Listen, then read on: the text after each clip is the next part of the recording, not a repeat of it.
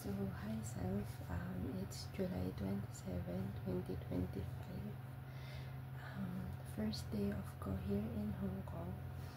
And ang ginawa ko is, nagigising ako ng 5 a.m. Excited ako. Ewan ko ba't di na ako nakatulog. Sabagay, natulog ako kagabi is 12. So, day off ko nga, 5 a.m. Nakagising na ako. Nag-iimis ako sa labas. Tapos nagugas ako ng onte. And then, nagbihis na ako. Kasi akala ko makakalabas ako ng maaga. Kasi I'm planning to go to church sana. And ayun, by 10 na ata or 10:15 na ako nakalabas. Kasi 10 na sila lumabas ng kwarto nila. Nakaidlip din ako ng konting-konti. Kakaantay ko sa kanila.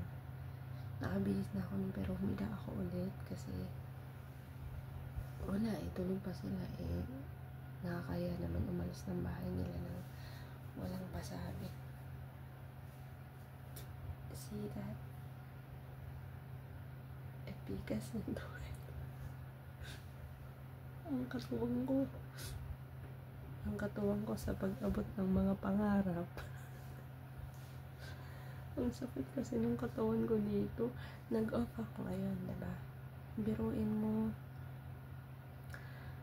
yung paa ko ang sakit. Tapos, ang daming lakad. Nagpunta ako ng Chingquan Lock pa yun. Una naming pinunta, unang sinabi sa akin, nag ako sa agency ko na if ever meron silang simbahan na pwede kong puntahan every day off so that I could pray, I could relax, refresh my mind, and then have time sa community. Ganun ba? Bang makasalamuha ka ng mga kabayan natin, makarinig mo yung kwento nila, magkaroon ka ng kaibigan kahit papano. Tapos ayun, unang meet up namin sa Changquan Look, tapos nag-iba-iba kasi unang station lang pala yun, tapos nilipat pala ako ng ibang station hanggang 3 station yung inabot ko, tapos doon kami sa lagpas ng Prince Edward.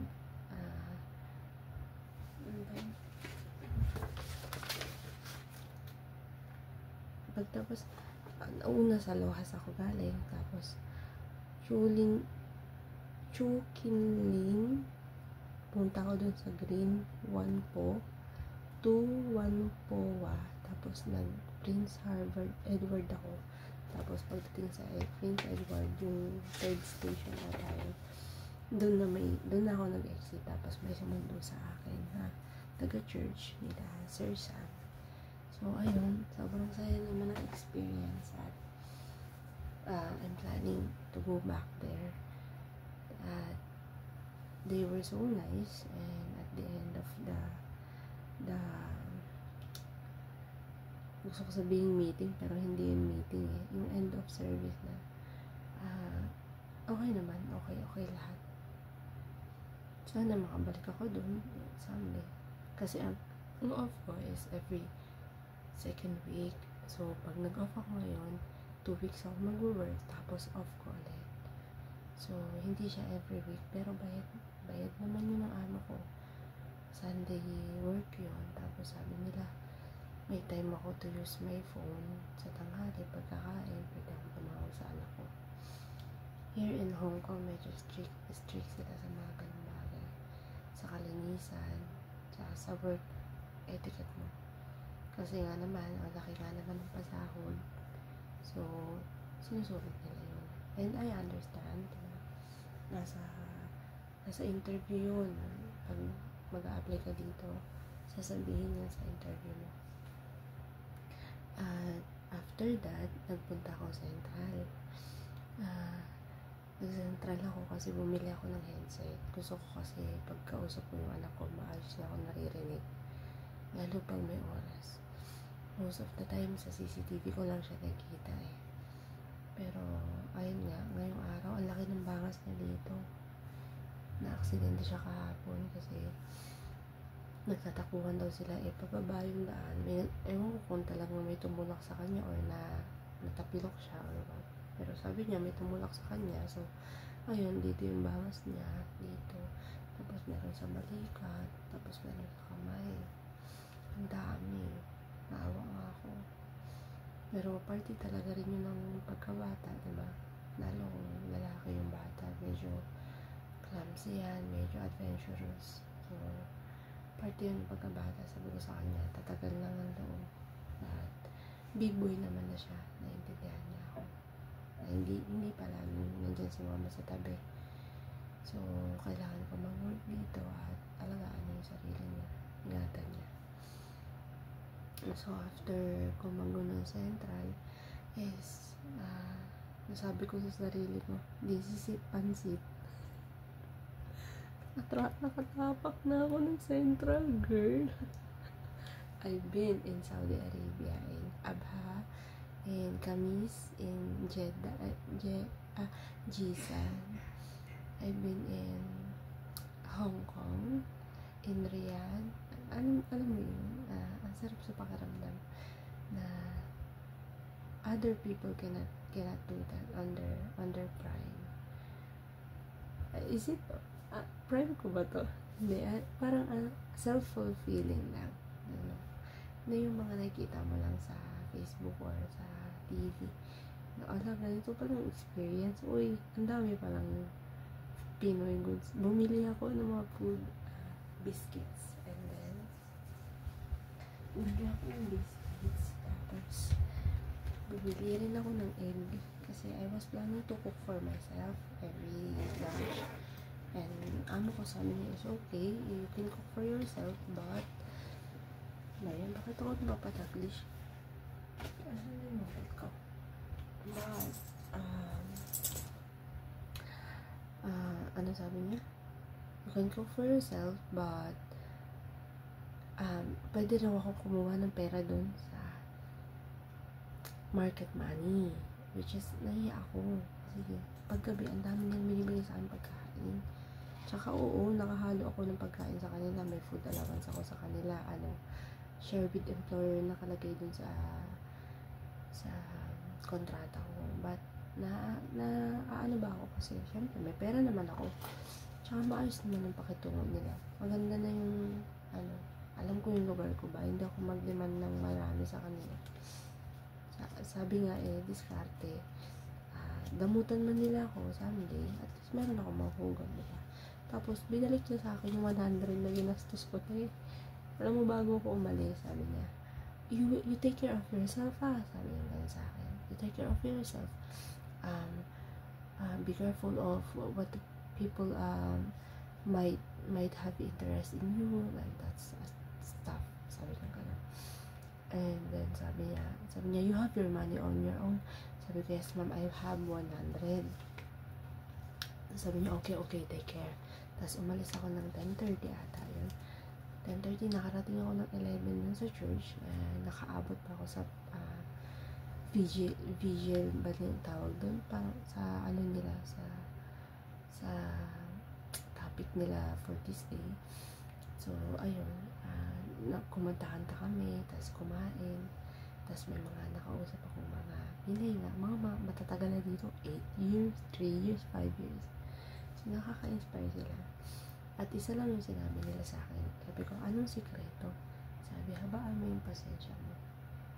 Sabi ko, sige, kakayanin. Sabi, sa Saudi nga, kinaya mo ng 5 taon eh. Dito kaya mo rin, habaan mo lang pasensya mo. At saka, pag sinabing bawal, bawal. Pag sinabing okay, okay lang yun. Sabi ko, huwag mo masyadong pressure yung sarili mo. Sabi ko kasi, this past few days, medyo stress ba ako? Lagi ko naiisip na homesick, tapos at the same time, naiisip ko yung termination, yung word na termination, na if ever mangyari yun sa akin, nang wala pang 1 buwan, well, may kikitain ako kasi babayaran nila ako ng 1 buong buwan kahit hindi ko yung trabaho yun eh. Basta ma-terminate ako on the spot. Pero yung after that, parang ganun. parang napanghihinaan ako. Tapos naiisip ko, yung Saudi, yung iniwang ko work sa Saudi, gano'n, comparison. Sabi naman ng mga datihan sa akin na nandun sa churches, normal lang yan. Ganito rin sila nung bago kasi galing silang Middle East, ibang-iba yung work dito. So, nako-compare nila yung situation and then na-homesick na rin. So, ayun sila, kinaya naman. So, kaya ko rin daw to. Hoping and praying na umayon lang sa atin ang lahat. Tapos ito, pag-uwi ko, bumaba muna, dun muna ako sa baba. Dito ako dumaan eh. Dito kasi yung sa mall, dito pa ikot, medyo mahabang lakaran. Dadaan ka sa mall, tapos lalabas ka dyan sa mahabang pathway. Kita mo yung seaside, ang ganda. Hindi ako doon dumaan. Kausap ko yung family ko, si Papa, saka si Kurt, si Mama. Umikot ako, lumabas ako ulit. Bumili lang akong itlog. Bumili lang ako ng itlog. Tapos lumabas ako, pumunta akong park. Umupo ako doon, siguro mga 2 hours or 1.5. Kausap ko lang sila na pinakita ko lang yung mga building. Ang lalaki kasi. Nakakapalibot kasi doon sa park yung malalaking skyscraper talaga. Almost 80-story building, 60 like that. So, upo lang ako doon. Dami naglalaro bata. May mga ibon. Medyo mainit, pero ang sarap sa pakiramdam ng may laya. Tapos ayun, kain ako onte kahit bawal kumain doon kasi sikreto. So ayun, nakabalik naman ako ng buhay. Malis ako mag-isa at nakarating ako ng 3 different stations, and then I walk around at the Central Mall, and then I came back here on another station. Hindi ako bumalik dun sa station na dinaanan ko tatlo. What I did is, on another station, straight to Lohan Park, Changkwano, and then I exchanged for the train, pero hindi na ako nag-exit, nagpalit lang ako ng train, tapos ayun, Lohan's Park na. And after ko makarating dyan, umupo muna ako saglit. Bala ko sana pumunta dun sa seaside, kaso hindi ko alam yung way, at saka inisip ko magkagabi na rin. Baka malito na ako sa kung saan ako nagpasok, saan ako lumabas. Kasi diba minsan, paggabi, iba yung itsura ng paligid ba? Ako lang ba nakakaranas nun? Parang nalilito paggabi na. So, ayun. Umakyat na ako, 6 o'clock. 6 p.m. umakyat na ako dito. Tapos chinat ko si ma'am if pwede akong pumasok. Sabi niya, okay. You can take your rest. You take shower, you can take your rest. Sabi niya, pagpasok ko, nagugas akong plato. Nagugas akong plato. Tapos, may nakita siya nung kawali. May stain ng puti. Siguro mark ng pinagsabunan. Hindi ko naman naman ng ayos. Or mark ng natirang pagkain. Parang ganun. Sabi niya, next time, bawal yung ganito. Sabi niya ganun. Tapos, hinugasan niya. Sabi niya, ganitong linis ang gawin mo next time. Tapos sabi ko, sorry ma'am. Sabi ko ganun. Sabi niya, it's okay. Just next time, no, do it again. Tapos, after noon, nag-imis ako ng mga laruan ng bata. Unti lang naman. Siguro mga 5 pirasong nakatumpok, nakakalat. Inimis ko. Tapos sabi niya, huwag mo nang gawin yan. Bukas mo na lang gawin. Sabi niya, mag-relax ka lang ngayon, it's your day off. Sabi ko lang, no ma'am, I can handle. Sabi ko, it's a little favor for you. Sabi ko gano'n, because you let me go out. Tapos bumalik akong kusina, kinuha ko yung gamit ko. Paglabas ko, inabot niya sa akin yung 150. Tapos yung 20. Tapos 10. Yung 100 na nagastos ko ngayong araw. Pero hindi naman ako naka 100 pala. Ay, naka 100 pala ako kasi yung headset is 29 or 25.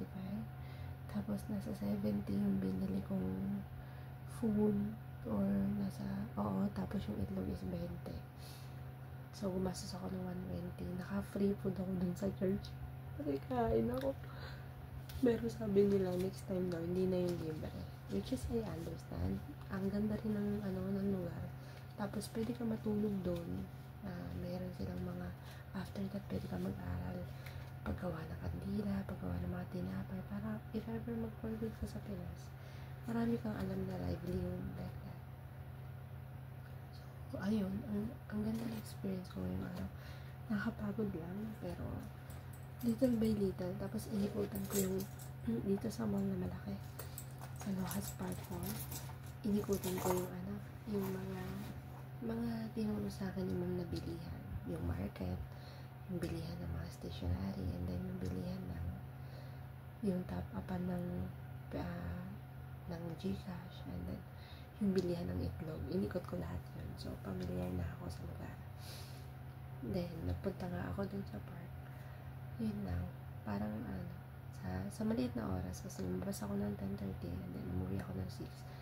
Sa maliit na time frame, nakapunta ako sa Central, nakapunta ako ng ilang station, tapos may mga namit akong ibang tao. Nakapagod, pero ang sarap ng Maylaya. Ayun yung isa sa perks ng katulong dito sa Hong Kong. Yung bang Maylaya, may oras ka sa sarili mo, may oras ka mag-unwind, may oras ka to explore, and then meet new people. Alam mo yun, hindi ka nakakulong, hindi ka work lang, at hindi same routine for each day. Here sa amo ko, challenging din yung pag-prepare ng food every dinner because need ko mag-provide ng 3 dishes every night. And then sabi ni ma'am, someday ako na mag-decide for myself to what to cook for them. Sabi ko, sana kayanin. Yung hope ko sa sarili ko is masyado pa rin mababa, pero nabigyan ako ng little boost nung nakakausap ko na sa una lang mahirap, sa una lang hindi mo alam, sa una lang yung mga adjustments. Sabi nila, katagalan may used to it ka rin, and mahahandle mo rin lalo yung bata. Hoping and praying na someday umahin lahat. Kung hindi man, kung hindi para sa akin ng Hong Kong, pero sana para sa akin, diba? Hindi man ito bumubara. Alam mo yun, napakagandang experience pa rin na nakapag-work ako dito in a short period of time, or if ever matapos ko man, is sobrang blessed na ako. Si Lord ng bahala. Ayun lang for today's video. Ang daming nangyari, nakakapagod, ng sakit sa paa.